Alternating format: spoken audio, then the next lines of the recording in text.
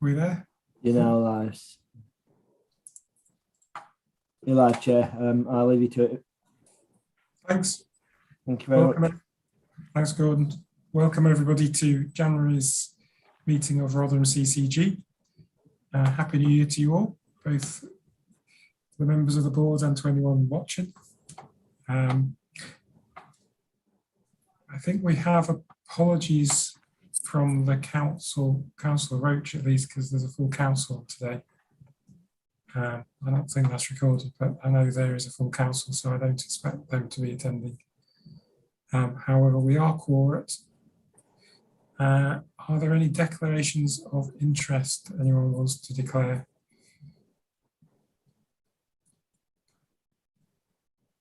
Okay.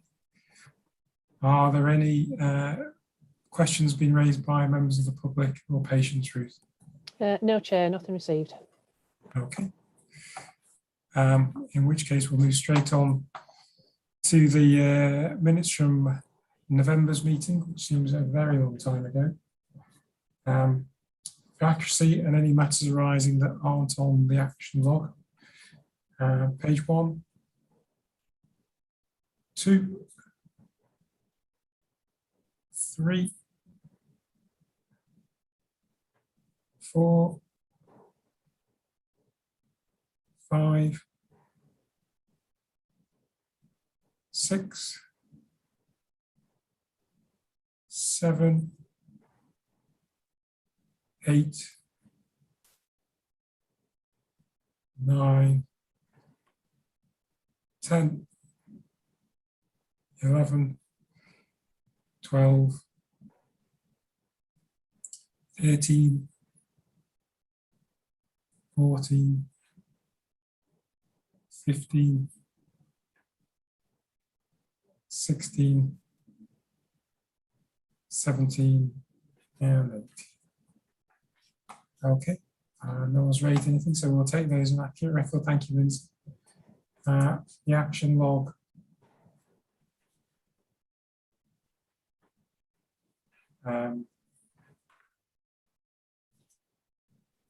Going on, the public information about GP practice pressure is ongoing. That's just a part of our comms strategy, so that I will be recording on that. The transition paper that Chris talked about, the transition approach is an ongoing process, and you'll update that. That's on the agenda, isn't it, Chris? Part of the agenda.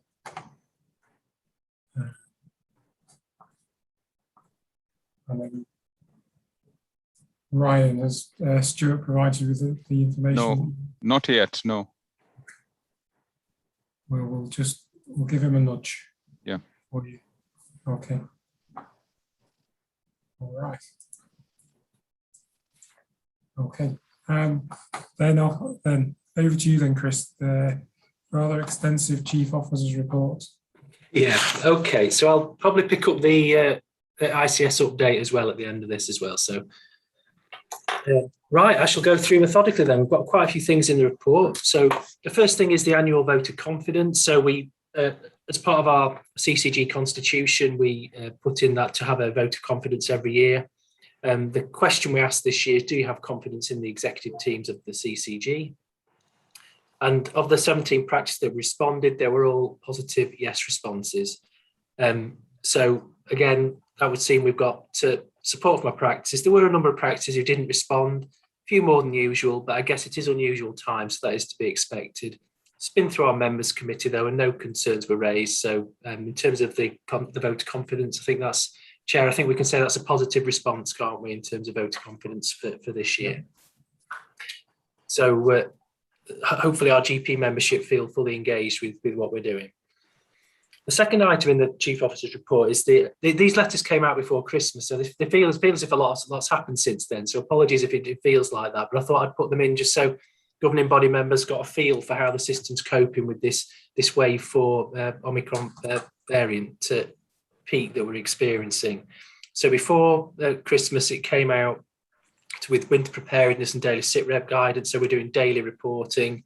Key focus at the moment is on discharge reporting. And obviously, number of patients in hospital, ambulance transfers are the key themes in there. But I've attached the guidance for completeness to make sure everyone fully understands the winter preparedness requirements and the reporting requirements.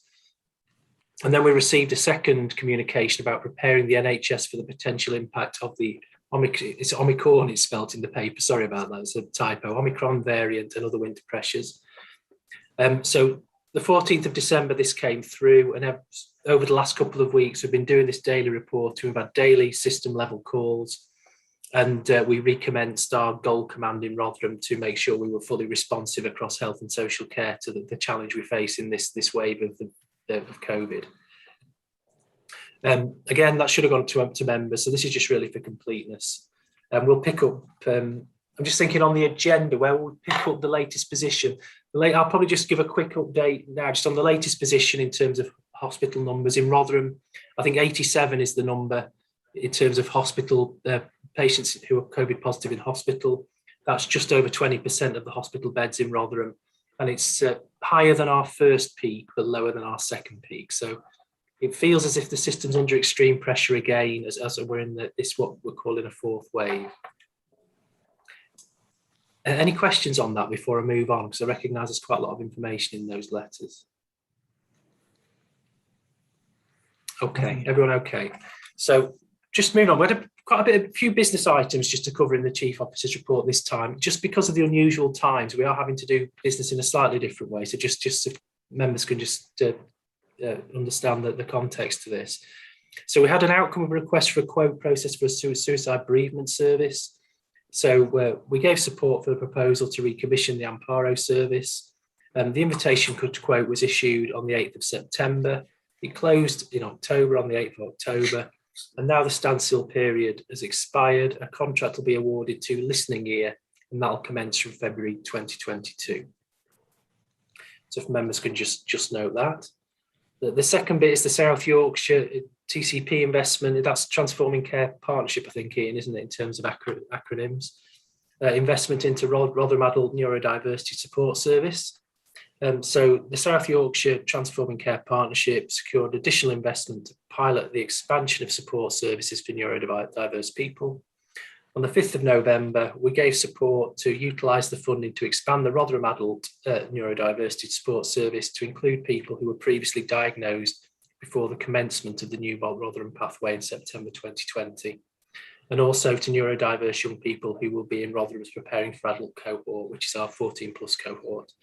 So it's anticipated that the expanded offer again will be in place for January 2022. So that's Neurodiversity Support Service. I'll keep moving on. So to teledermatology. So again, in September 21, we talked about having a procurement process for the teledermatology pilot to be extended. A single stage open procurement process was determined to be the best way. And we were looking to reach a recommendation for the provision of a required consultant-led teledermatology service. Potential providers were invited to submit tenders and showing delivery of services and supporting infrastructure and associated commercial terms. Basically, cutting to the chase, Clinical Collective is the recommended bidder, and that's been supported. And the standstill period in relation to the procurement did conclude on the 21st of December, and the contract will commence on the 1st of April 2022 with a period or a term of contract of 3 years with an option of a further year. So that just covers off suicide bereavement service, adult neurodiversity and teledermatology. We've extended contracts, relayed contracts, using all our procurement processes to make sure our patients get the appropriate services. So any questions on those 3 items before I move on to communications? Okay. No, All clear? Oops. Someone else say something. No, okay. So on comms, obviously vaccination's been the real key thing for us. Everyone's done an amazing job across our system, CCG staff, GPs, volunteers, the military, everyone who's been involved. A big thank you certainly from myself. We've had a lot of coverage. The key thing is for us now is that we've got the capacity in place. We need people to come forward if you're eligible. So really would like to encourage people, and anything we can do to try to get as many people, obviously having doses 1 and 2, but boosters as well where appropriate. The concern now we have is trying to find people rather than find the capacity. So the challenge now is making sure we can get the communications out and the public health information to allow people to feel safe about having the vaccine and to access it easily. So that's where we're at the moment. Otherwise, I'll just stop there and see if there's any questions on anything that I've raised, Chair. Okay, questions or comments, Chris? Okay. Okay, I'll move on to the ICS update, if I may then. Yeah. Chair, is that okay? So I'll put it down as a verbal update because things are moving so fast. I mean, the key thing that's come through is there's been a document that's been published which talked about the creation of ICS was the target date was the 1st of April 2022, but that's been have a revised target date now of 1st of July 2022. The rationale for that is to allow time for the passage of the Health and Care Bill through Parliament. So we're now looking at a target date of the 1st of July 2022. So for us as a governing body, the working assumption is, as a governing body chair, we'll continue to meet until the end of June. And that's obviously, we'll pick that up about how we do that in our second session. In terms of the integrated care system, the key thing is we have a designate chair that's been appointed, Piers Butler, and we also now have a designate chief executive, who's Gavin Boyle. And Gavin will be starting with us. So Piers has already started, and Gavin will be starting on the 1st of February in South Yorkshire. It's anticipated that Bassett Law will move to Nottinghamshire as part of the boundary change on the 1st of April as planned. So from the 1st of April, we'll be operating as a South Yorkshire system rather than the South Yorkshire and Bassett Law system. And we'll transition from 4 CCGs into one integrated care system for South Yorkshire on the 1st of July is our new target assumption. So I don't know, Richard, anything to add to that? I think that's the summary I've got. And that's the summary as is, isn't it? I think things will continue to change quite rapidly. I think Chris and I will make sure board members are kept up to date. I suppose the only other thing just to mention is in terms of recruitment to other designate posts, there's job adverts have gone out for non-executive members of the designate, I should say, members of the ICS board. And also 4 statutory appointments of a director of finance, a director of nursing, a medical director, and a chief people officer have also gone out to advert. And we'd expect those recruitment processes to conclude in early February.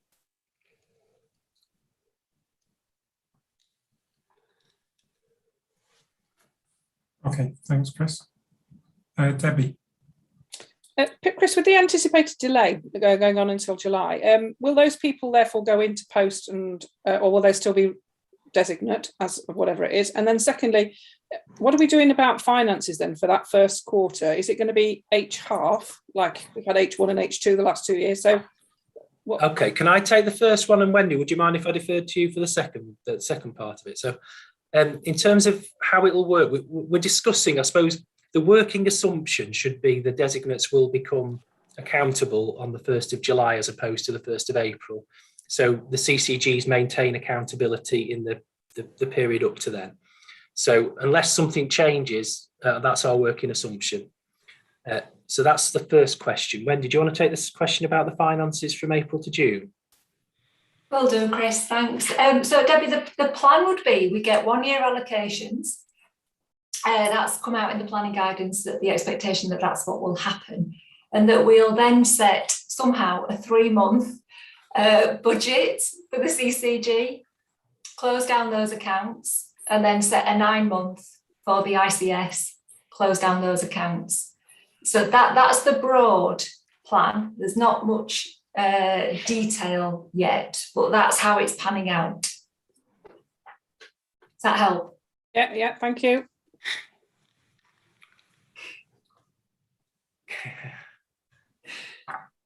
Much fun.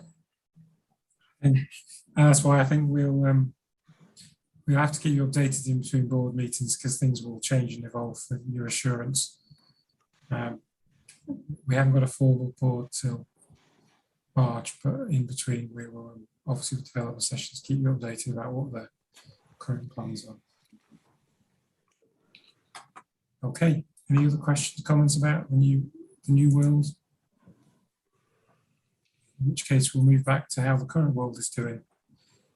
So let's go on to performance reports. So financing contracting first, Wendy. Thanks, Chair. So the paper we've got today is as at the end of month 8, and this is the first report the governing body have seen that relates to the half-2 position.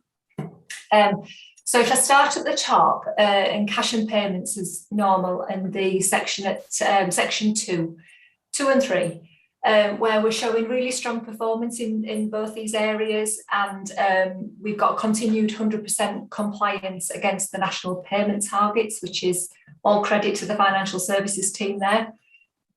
So if I move on to the operational performance, which is the bit at section 6 and the operating cost statement. So if we switch to the bottom line and the year-to-date position, you can see that we're showing a balanced bottom line at month 8. That's after assuming receipt of the expected additional national allocations, as always, for the hospital discharge programme.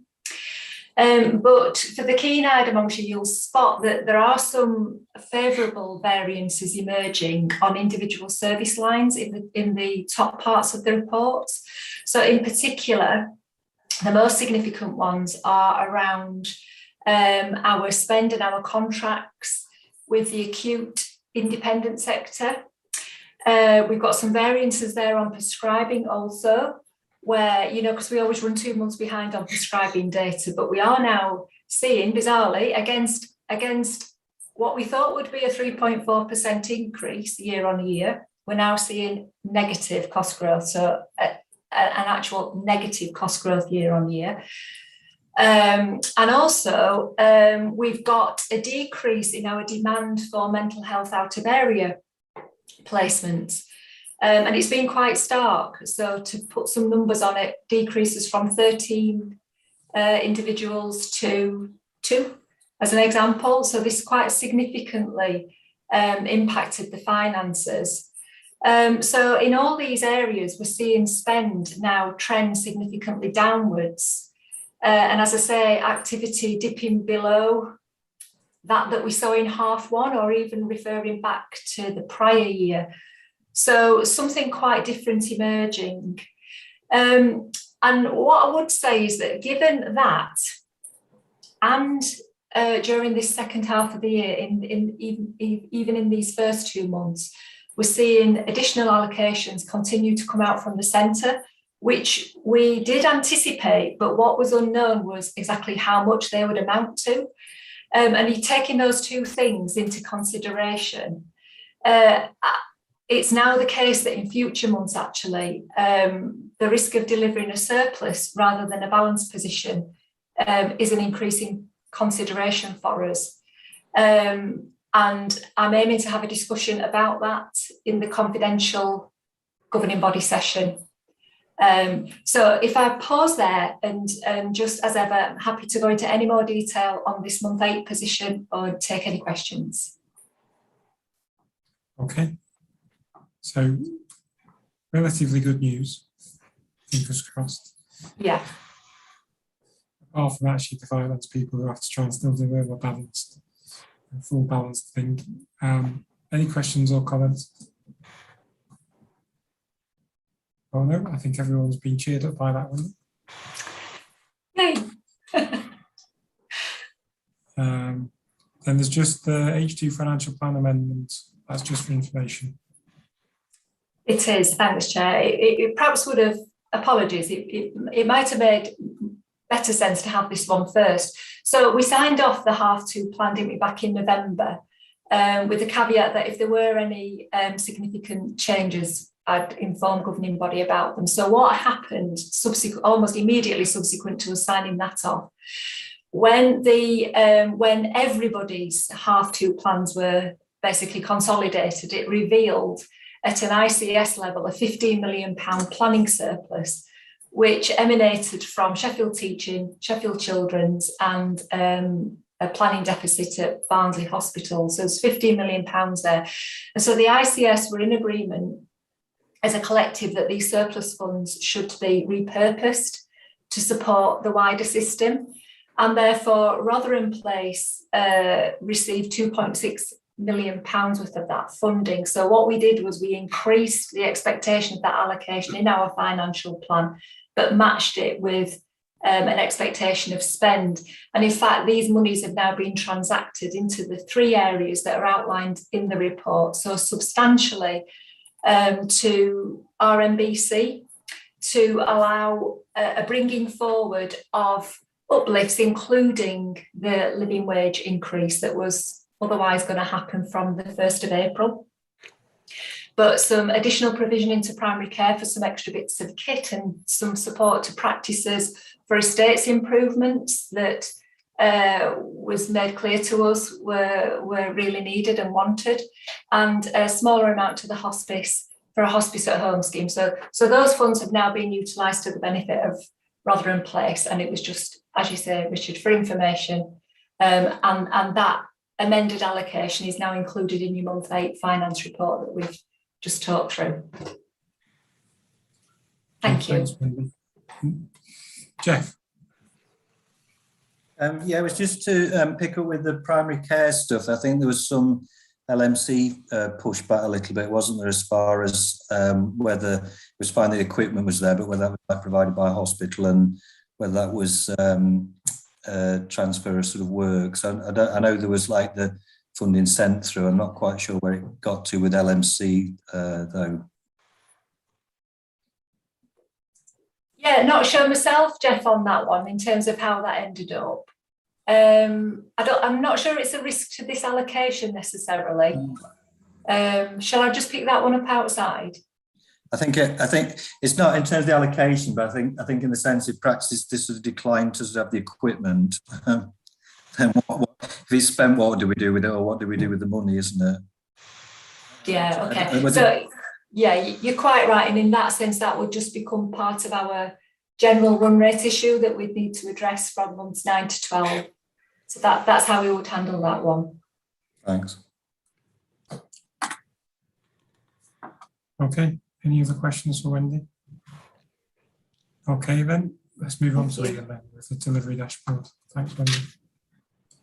Yeah, thanks, Chair. Afternoon, everybody. So just a few updates from me, if I can. I might just expand a little bit further on Chris's comments on system pressure and performance, so then it can just be taken in the context, if that's okay, Chair. So in terms of the reporting period, members will see that there's quite a lot of information in from kind of October, November time in the report this month.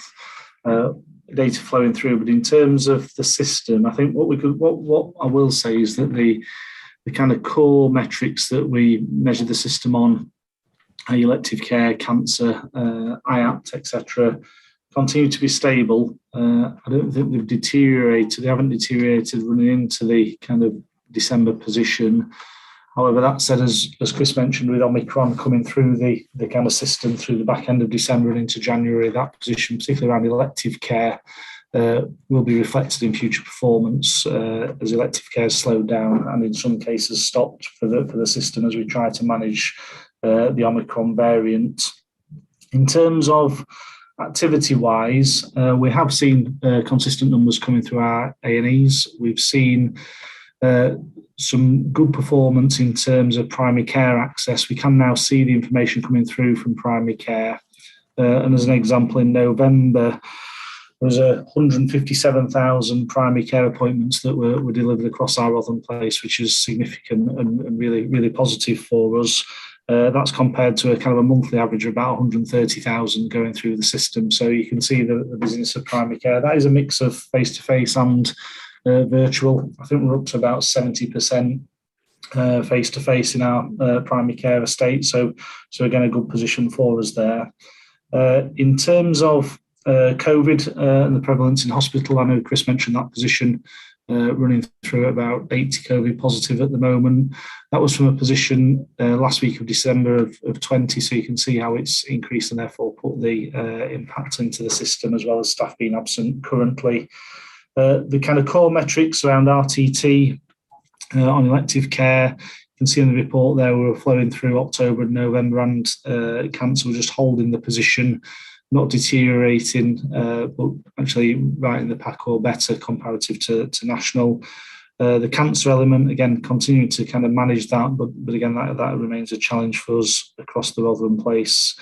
I will just say something on vaccination. So as Chris says, we have continued to have successful vaccination program across Rotherham. We have now delivered well over 500,000 vaccine in the 12-month period to Rotherham residents. 190,000 booster vaccines, and like many other areas of the country, we went really hard in terms of the last 2 or 3 weeks of December into January on getting that booster rate up, which is currently at 79% of the eligible cohort, which again is a fantastic outcome. So I think those are the key bits just to flag my exception, Chair. I'm happy to take any questions. Thank you. Okay, thanks, Ian. Any questions for Ian? Jeff? I just think reflection, sorry, thanks Ian, as far as the access and funding as far as that, but I think I'm sure that's sort of Rotherham wide and national wide. The problem I think most of it got at the moment is actually, it's fine that there's extra funding for sort of extra staff, but it seems as though there's actually quite a lot of staff off sick and quite a lot of locum staff off sick because of COVID. So we've certainly, I mean, we're only a small practice of 6,000 patients, but we've got 4 clinicians off this week. 2 of which were sort of extra paid for out of the extended access. So I think that's like the concern a little bit. It's great that potentially we can tap into that, but actually we're all struggling with actually finding the people to fill the places at the moment.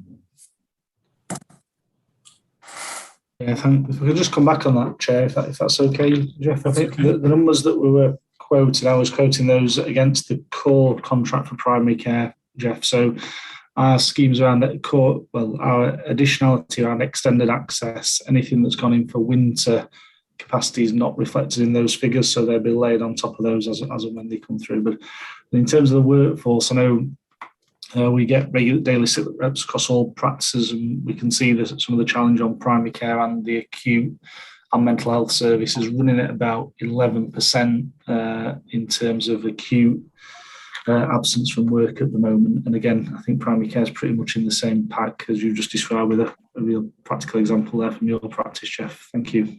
Thanks, yeah. Okay, Ryan. Yeah, hi. It's just a reflection, really. One of the things that perhaps the silver lining of this entire pandemic was that we've been kind of forced to make significant changes in the conventional style of consultation with patients. And one of the points that Ian made was to do with face-to-face consultations. About 70% of the GP contacts. And I think perhaps moving forwards and post COVID, if that ever became a time, we would probably be looking at maybe trying to do a lot more perhaps of remote consultations to improve efficiency, and perhaps not everybody who comes to see their GP does need that sort of conventional face-to-face consultation. So I don't know, it's probably a reflection, and maybe all the GPs here on the board could also comment if that was felt something that they would be looking to do, because it might be that that the existing capacity that we have may kind of morph into something where we are seeing a little less face-to-face consultations and perhaps relying a lot more on virtual.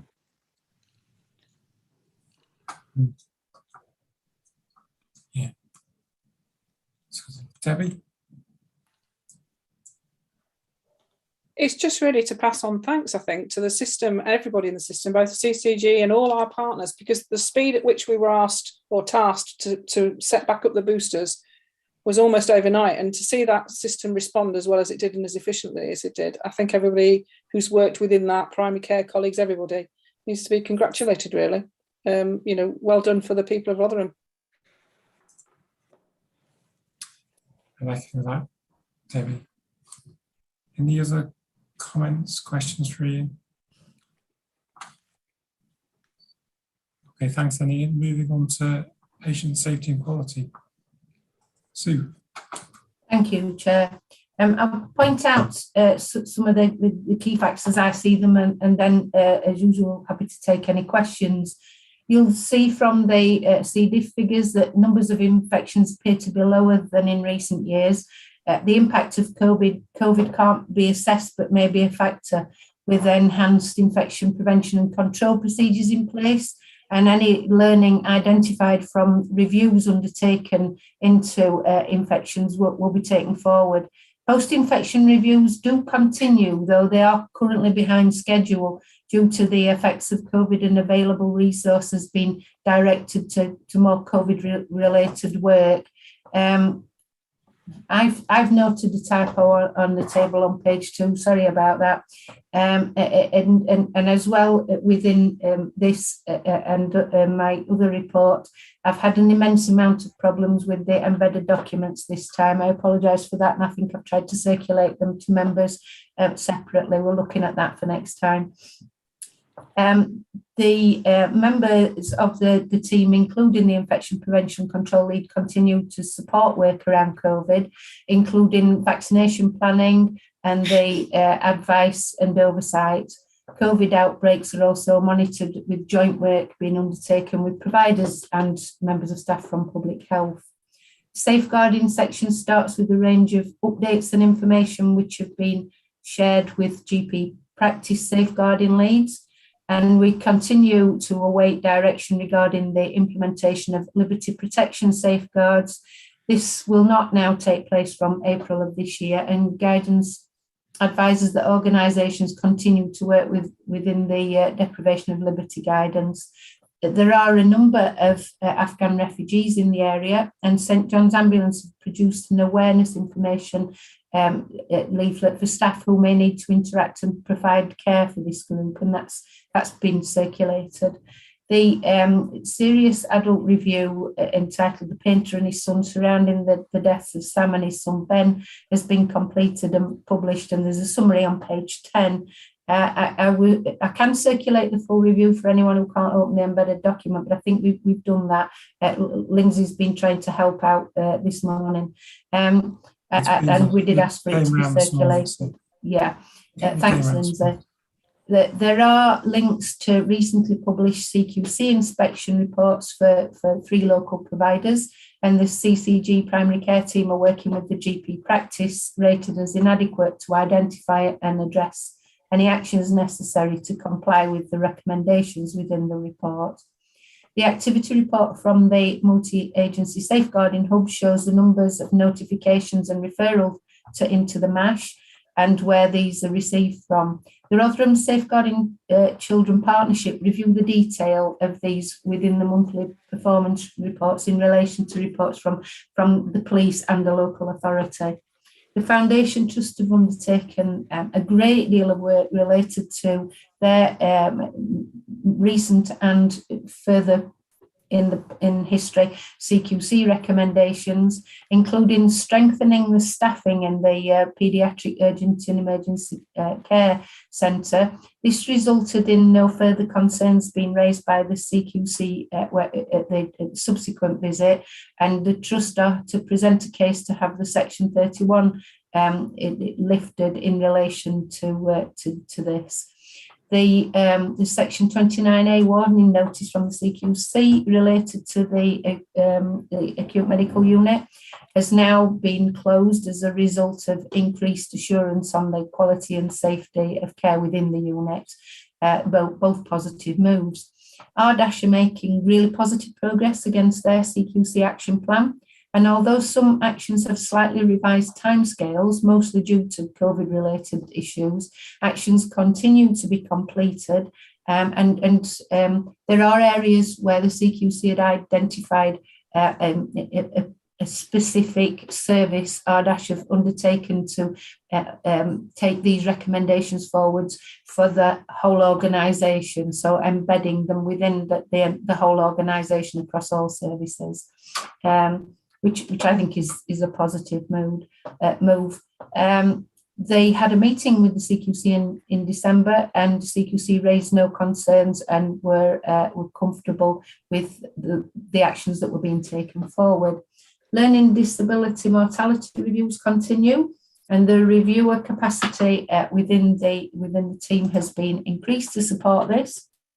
In addition to CCG additional review times, the local authority have nominated 6 staff members to be trained as reviewers, which is really positive and will eventually result in there being 9 local reviewers, which will help with the capacity, because this is now embedded in business as usual. This will be taken forwards as business as usual, and happy to take any questions. Thanks, Sue. Any questions or comments for Sue on that? You've stunned them all into silence. Yeah. Thanks. I mean, it's really important that we keep this and focusing on everything, all the other aspects of quality care while we deal with the COVID. It's a really important thing to do. And one of the things that we're taking forwards as a group of chief nurses across South Yorkshire, and still currently working with Bassetlaw, as there will still be some joint working with Bassetlaw. There are common interest, common providers. It is looking at how we assure the integrated care board moving forwards of quality across the system, and we're looking at using the model of the template that this template to our governing body to bring something together for the whole patch for assurance to the ICB moving forwards. Okay, thank you. Should we move on then to the safeguarding annual report? Yep, the safeguarding, it's an integrated annual report providing an overview of the key issues and activities taking place across Rotherham. It does take into consideration the safeguarding annual reports of our main providers. We have those in draft currently.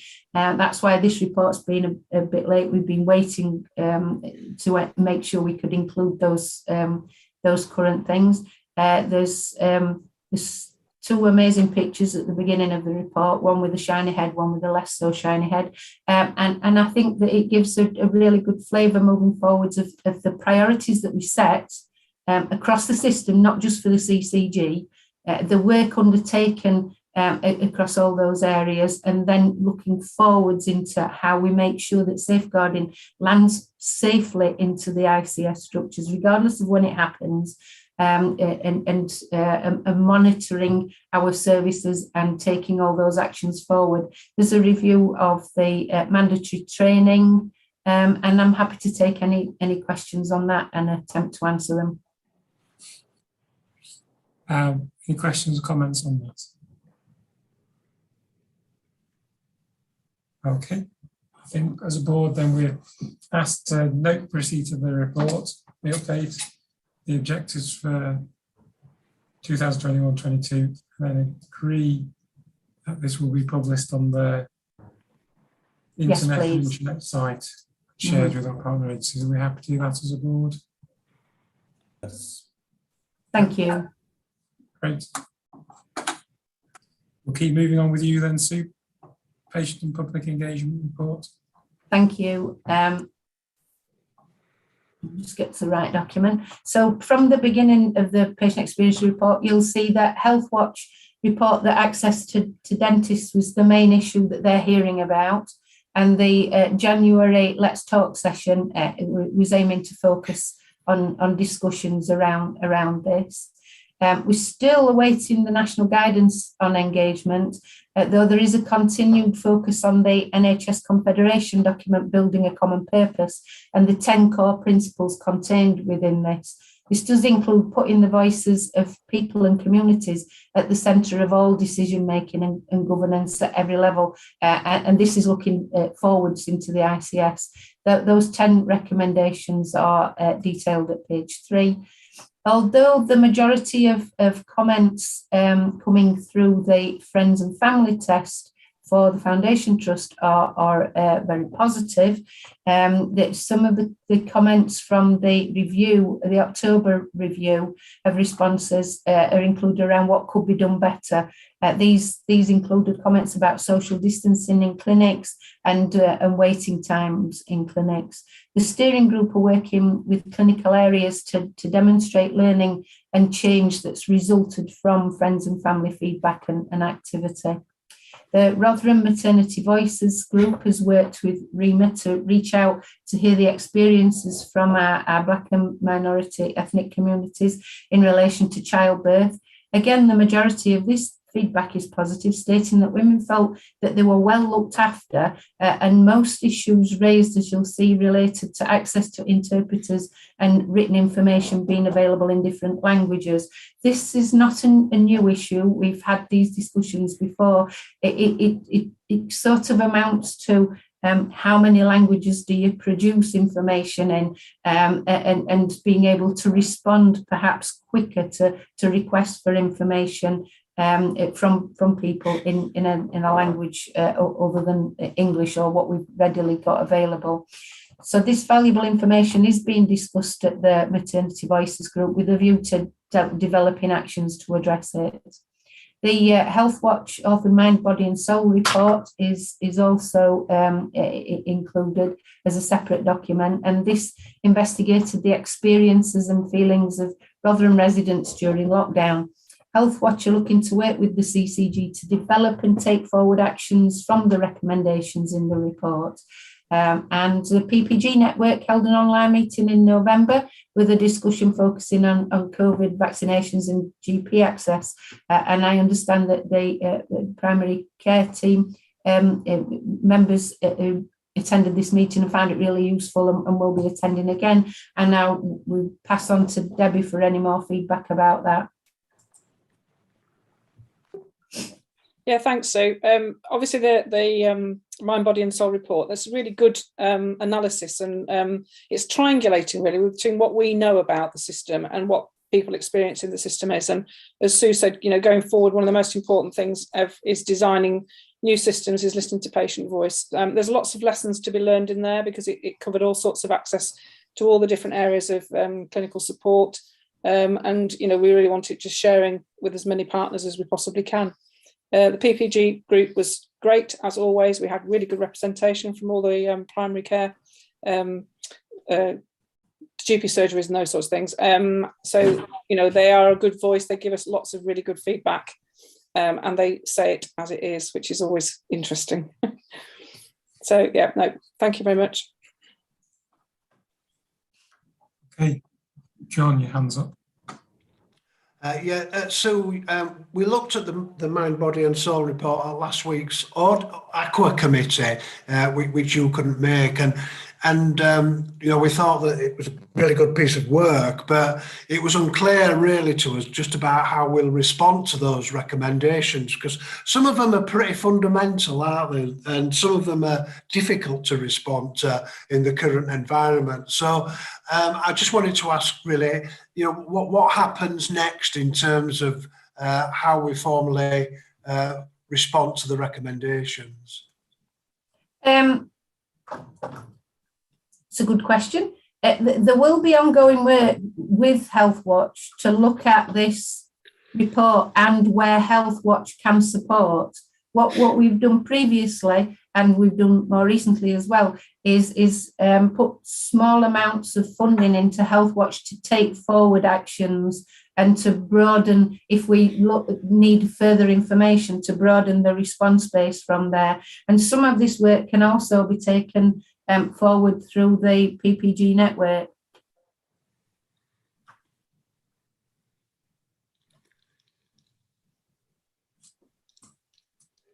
Okay. Any other questions or comments about that? Okay, thanks then, Debbie and Sue, for all that hard work. Put Sue in the category as well as Debbie, but I think it's good to have that lay member driving that agenda. Move on, up to you now, Ruth. Let's get the governing body assurance framework. Thank you, Chair. So this suite of documents were presented to last week's AQUA meeting and were gone through in detail. I'd like to take governing body members through them in much the same way, if that's okay, Chair. That's brilliant, thank you. So if I could take the first two entries on the GBAF, that's 02 and 03. These have both been updated, and at the last review in operational executive, we discussed removing them both, but left them on, which is now proven to be prudent. The risk at the time of the review in December was reduced down to a 16 with Goal Command, etc. And obviously now that has changed somewhat. But obviously this is a snapshot in time as it was when we discussed this at our operational executive meeting. Happy to take any comments or any questions on 02 and 03. Okay, is everyone happy with those rated risks and mitigations and the assurance? Okay, moving on. Yeah. So objective 1, this is the quality objective. And again, these were reviewed and updated in December with three of the risks being above the risk appetite, as you can see there on the GBAF.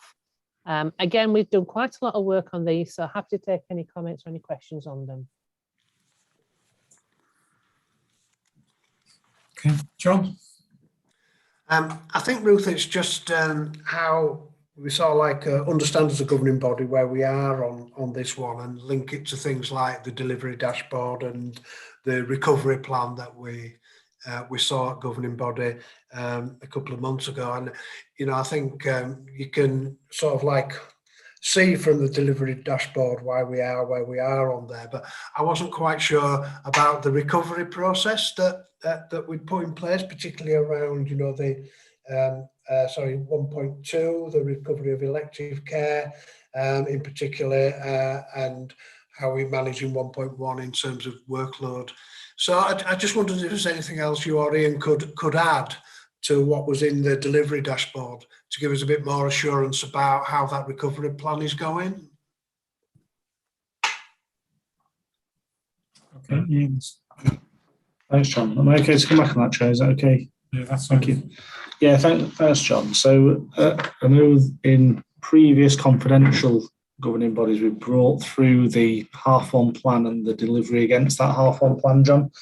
We've not brought it through into the public domain as yet, but we'll take another report into the confidential element of the next governing body, in terms of which we'll cover off the kind of Q3 position on recovery. So although it shows in our public session the view in terms of performance, what we will continue to share with members is the delivery against that trajectory. We may choose to put that in the public domain as we come towards the end of Q4, but at this point in time, we've kind of just brought that through because lots of the detail in terms of the patient numbers, PTLs, etc., for that assurance. Thank you. Is that okay, John? Yep, thanks. Yeah. Okay. Any other questions, queries on those elements? Okay, keep going then, Ruth. Thank you. So objective, where am I? Sorry, objective 2, the transformation delivery objective. This did see quite a lot of changes at the last review, with one of the risks being combined. As you can see, 2.3, we had quite a lot of discussion around that. We've now got a workforce view across the partner organisation, as well as a workforce view internally within the CCG. So we have done quite a lot of work on objective 2. Happy to take any comments or any questions on that objective.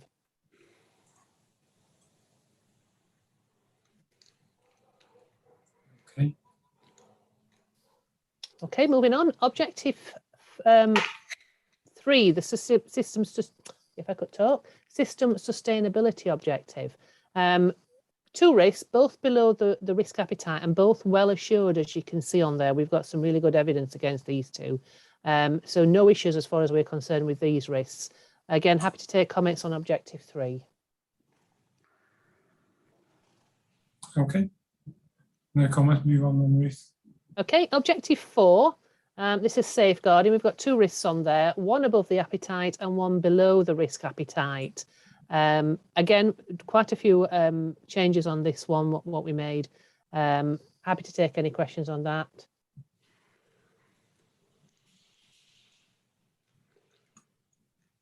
Okay. I think you should be taking as credit that they're very clear and good document then, Ruth, because I think all our questions are being answered by actually what you've written in them.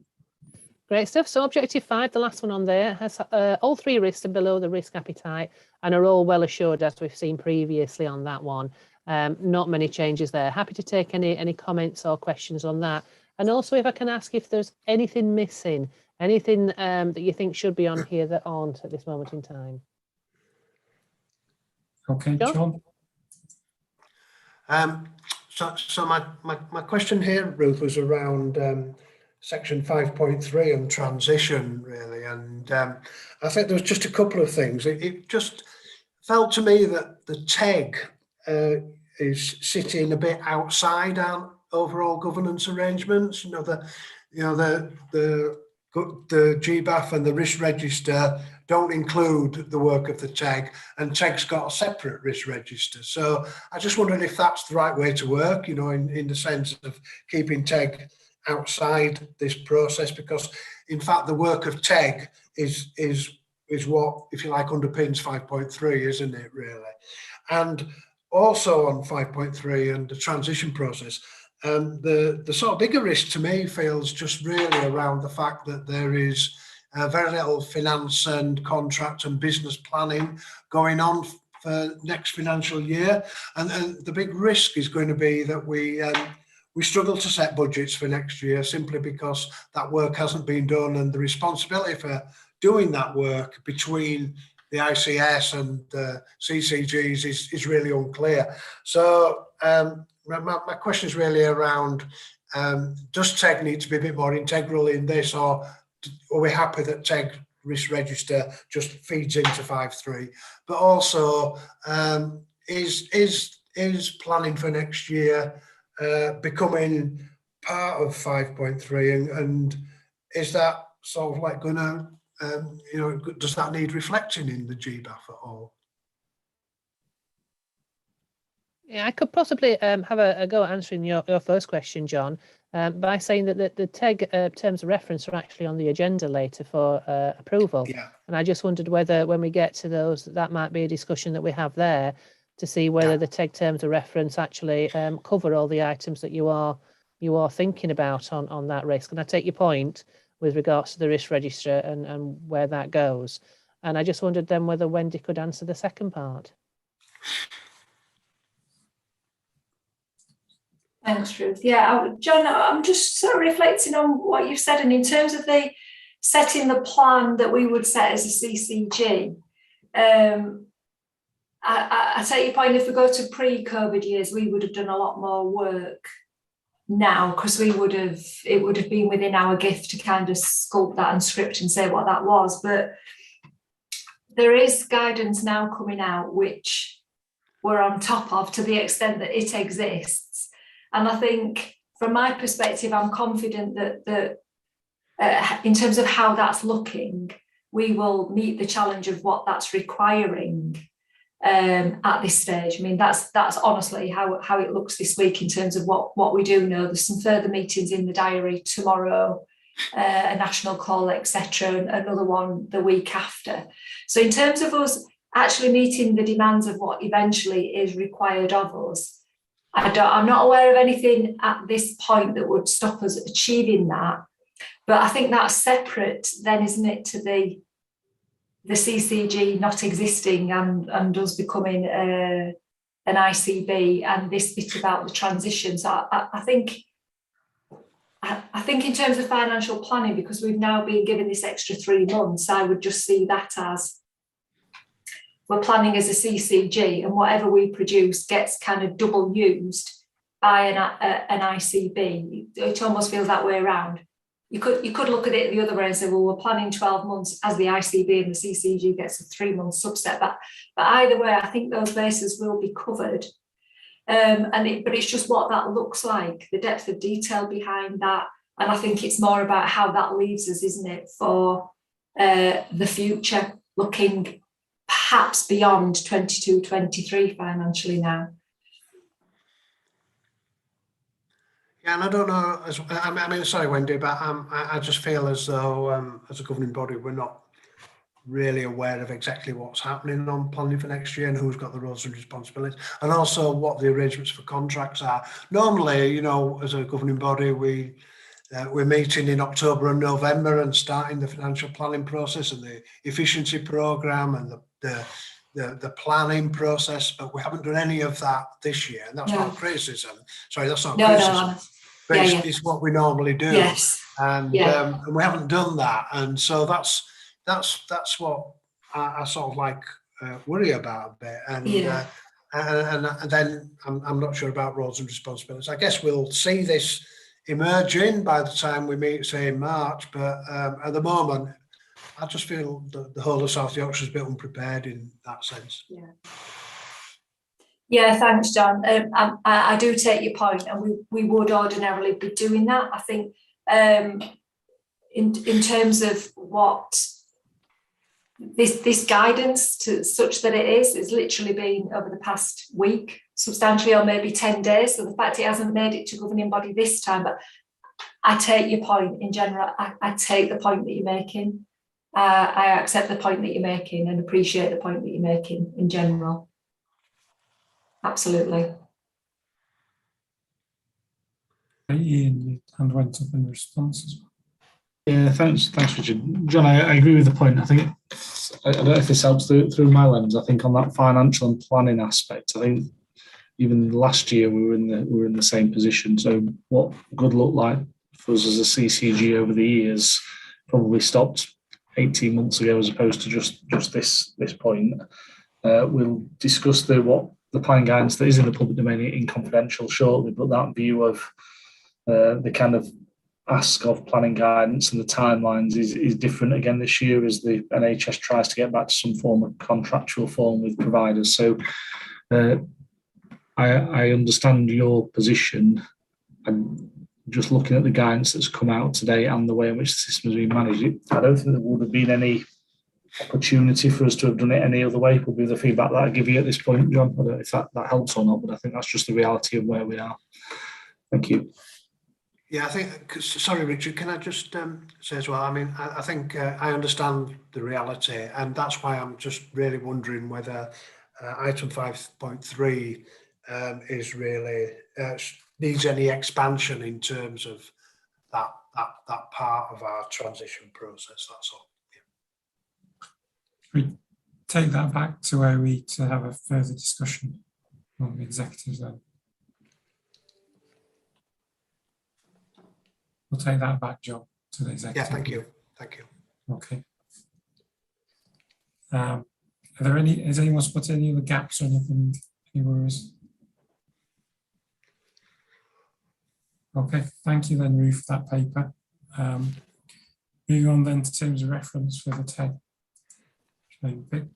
Thank you, Chair.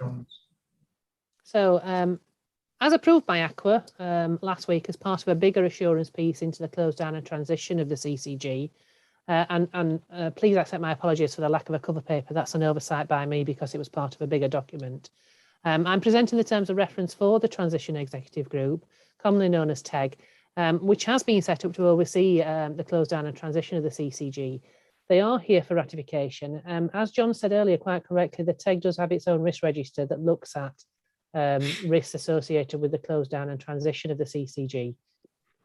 And as you can see, for those of you that are in the confidential meeting later, the minutes of that TEG are on the agenda for the confidential CCG meeting. So you can see everything that's been discussed there as well. Happy to take a further discussion on John's point earlier around the governance arrangements around TEG and whether as part of that terms of reference they are appropriate or whether they need tweaking slightly. The terms of reference are here for ratification at this point. Okay, thanks, Ruth. Chris. Thanks. I was just reflecting on John's comment. It's an interesting one for us, isn't it, as a governing body or as an executive, because obviously a transition executive group is basically a transition group which shuts down our organisation and helps support the creation of a new organisation. We've not done it before.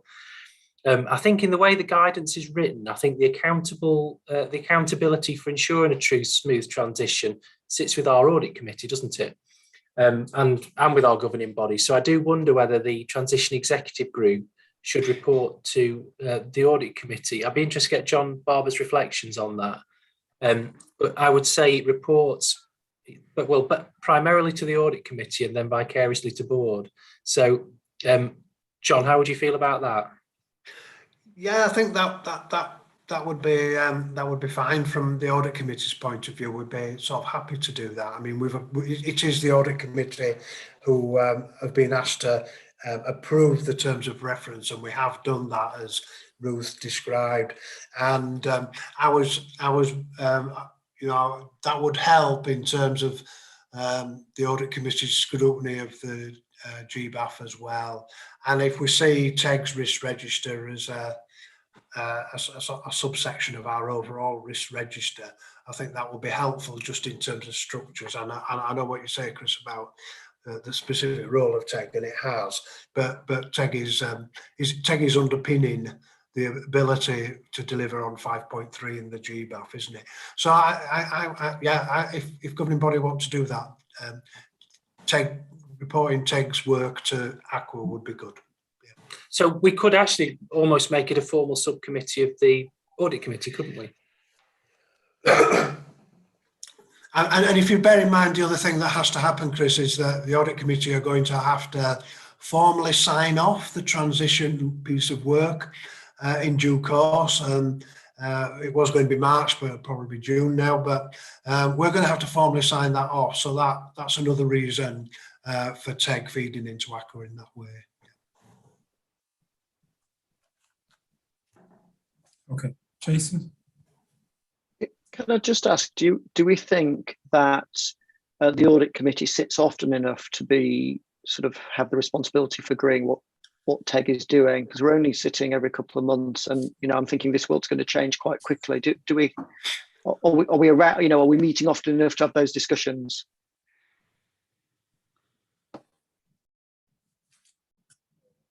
That's a good question, Jason. But seeing as I think that we need to have that oversight of TEG's work, because we're going to have to formally sign off as Aqua that the transition work has been done appropriately, aren't we? So I think that we'll meet again in March and we can review that then.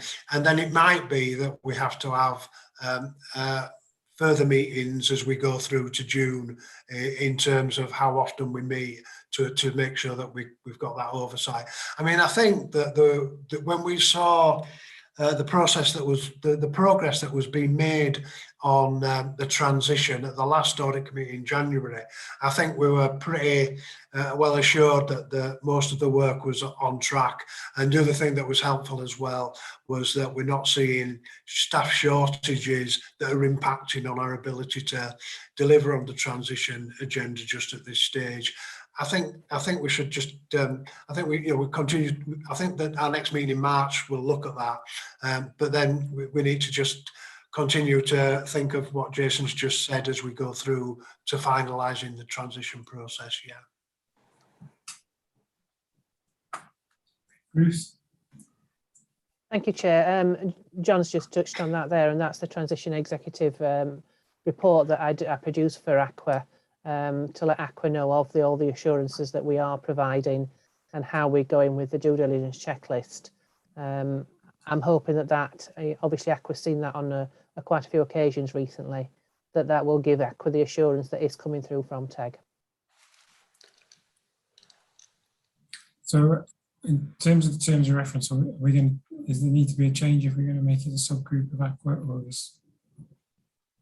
I can certainly change the accountability section, and if I just add in there that this is now a subgroup of Aqua, and then reporting to governing body via Aqua, we can do that without any problems. If you want to ratify that today, I can just... Yeah, I'm just going to ask a question. John, how would you like it referring to? Would you prefer it to be a task and finish group on behalf of Aqua, or a subgroup? Well, I think it can be a subgroup, can't it, Chris? I'm not. Yeah, no, that's fine. I'm just trying to from a governance perspective. It has a specific end date, doesn't it? In the sense of it might be a task and finish group, but yeah. Well, we thought it had a specific end date. It's got a negotiable end date. Yeah, Ruth, if we put it as a subgroup, or a time limited subgroup, I think that covers off the discussion, doesn't it? Okay, so therefore, as a board, are we happy to ratify in terms of reference with that one amendment Yeah. in relation to Aqua. I can see nods of heads and thumbs up. So we'll take that's what the board has accepted. Okay, that's great, thanks.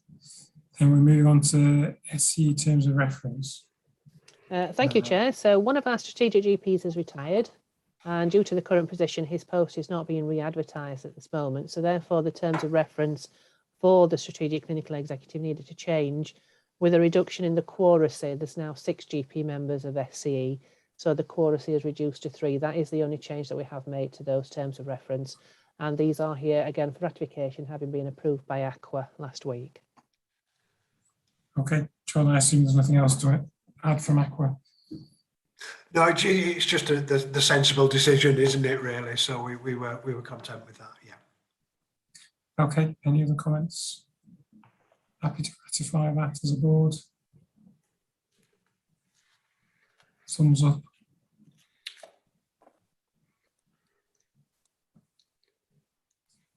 Okay, I see all the thumbs up. That's great. Policies then, Ruth. Thank you, Chair. So as per health and safety legislation, when something changes, we have to review all our risk assessments. And during autumn last year, we made the decision to allow staff to come back into Oak House as part of a hybrid working model. Therefore, the Safe Systems work was put in place, and our risk assessments were revisited as part of this process. These suite of documents were approved by Aqua in November, and they are here for ratification, although ironically, we're now all back working from home again. But obviously going forward, we'll keep these. This work's been done. We won't go to waste, and we'll reinstate them as and when we are allowed to come back into Oak House, which hopefully won't be too far away. So ratification, please. Happy to take any questions. Any questions or comments about that? Okay, are we happy to ratify those then?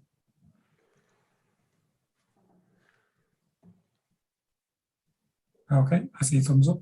I see a physical thumbs up from Janet. Okay, thanks. Thank you, Chair. So they're ratified. Right, just bring us on to the minutes from the other meeting. We should just go around. Janet, anything to bring to our attention from the minutes from the Primary Care Committee? Thank you, Chair. Sorry, I couldn't multitask enough to get myself off mute and find the thumbs up thing as well. These are the primary care minutes from September. They're here for information. I'll just highlight a few things that were brought to the committee. The post-payment verification process. We looked at the contract variations from June to September. We got the GP patient survey and the estate strategy update. I'm happy to take any questions. Okay, thank you, Janet. Doesn't like any questions.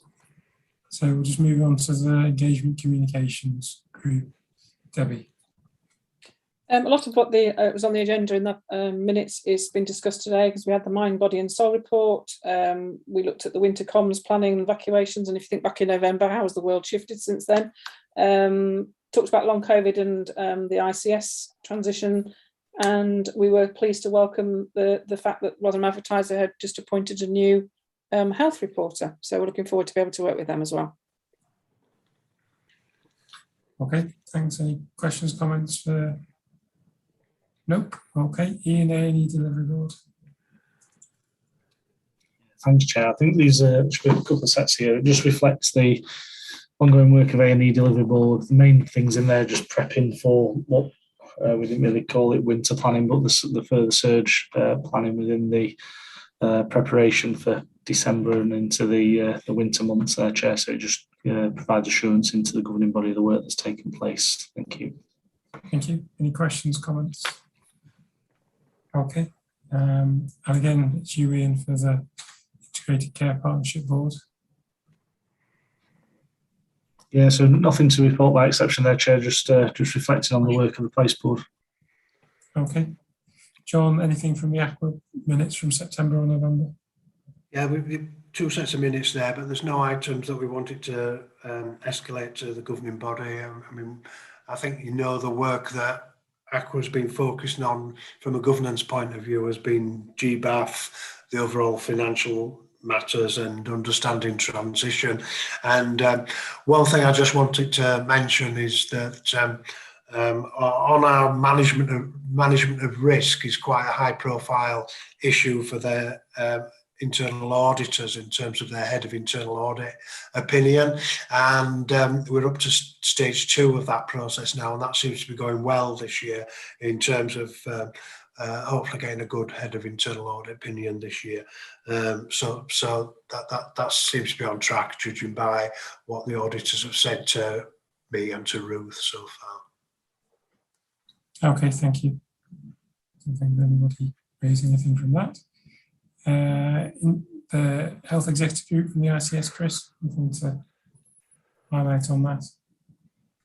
And I think picked up all the key points in all the summaries we've given today. So I'll just treat them as for information unless anyone's got any questions. That's great. No one's raising their hands, so we'll move on. And lastly, Jeff, GP Members Committee. Yes, I think with the other stuff, October's meeting. So again, the water under the bridge since then. I think don't think anyone's got any questions with it. Okay, that's fine. Thanks, Jeff. Okay, so there isn't any other business being asked for. Don't think anything was escalated, but we're obviously taking that GBAF question back to have another look at the executive. No other risks raised. Okay, there's no other business. So we need to therefore consider the following resolution: that representatives of the press and other members of the public be excluded from the remainder of this meeting due to the confidential nature of the business to be transacted, publicity on which will be prejudicial to the public interest. With that resolution, I will bring the public element of this meeting to a close. Thank you all. Thank you all for watching. If you're watching, we are still going. If you'd like to raise a question, please contact us. We'll meet again on the 2nd of March, and the confidential board will start at 2:25 So we'll see each other then. Thank you. Thank you, Richard.